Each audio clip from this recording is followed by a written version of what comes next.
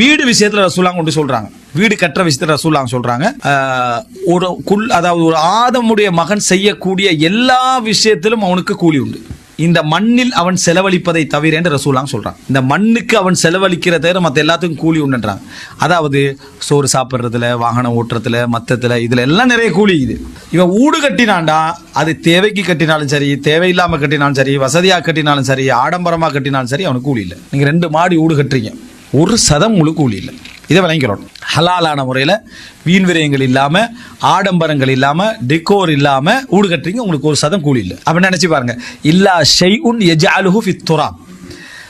இது அதாவது ஹப்பாப் ரலியல்லாஹு அறிவிக்கக்கூடிய ஒரு செய்தி இது, சரியா?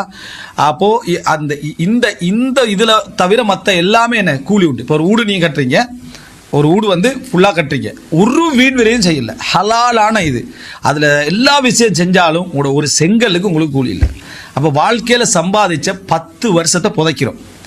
10 வருஷத்தை புதைச்சதில் எங்களுக்கு ஒரு சதம் கூலி இல்லைண்டா ஒரு முஸ்லீம் எப்படி யோசிக்கணும்? ஹராம் செய்யலை, அவன் ஹராம் செய்யலை, ஆனால் அவனுக்கு கூலி வழங்கப்பட மாட்டாது என்று ரசூல் ஸல்லல்லாஹு அலைஹி வஸல்லம் சொல்கிறான். அப்போது அந்த வீட்டில் அவனுக்கு நன்மை வழங்கப்படுதில்லை. அவன் தொழுதா அவனுக்கு நன்மைக்கு, ஒழுக்கமாக இருந்தால் நன்மை இருக்கு, குர்ஆன் ஓதினா நன்மை இருக்கு, மார்க்கத்தோடு இருந்தால் நன்மைக்கு, செலவழித்த 2 கோடிக்கு ஒரு சதம் மறுமையில் நன்மை இல்லை.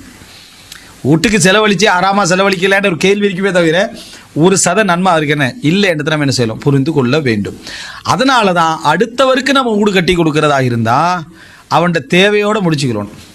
விளங்கிட்டா? அவன்கிட்ட தேவைக்கு நிமித்தம் மட்டும்தான் அவனுக்கு வீடு கட்டி கொடுக்கணுமே தவிர நமக்கு கட்டுற வீட்டிலே நமக்கு நன்மை இல்லை.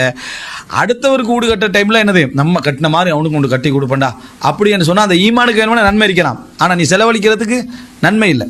அவனுக்கு தேவையான அளவுக்கு மட்டும் வாழ்கிற அளவுக்கு கட்டி கொடுத்தா அதுக்கு நன்மை இருக்கு. காரணம் அவனுடைய தேவை நீ நிறைவேற்றதுனால. அந்த வீட்டில் நீ செலவழிக்கக்கூடிய செங்கலுக்கு அது இதுக்கெல்லாம் உனக்கு நன்மை எழுதப்பட மாட்டாது. இது ஹதீஸ். இப்படி விளங்கினோம்டா வீட்டில் செய்யப்படுற ஒன்றுமே வீண் விரையும் தான். அடிப்படைக்கு மேலாக வீட்டில் செலவழி எதான் சொன்னேன், ஒன்றை இன்னொன்னோட ஒப்பிடையலான்னு சொன்னேன்.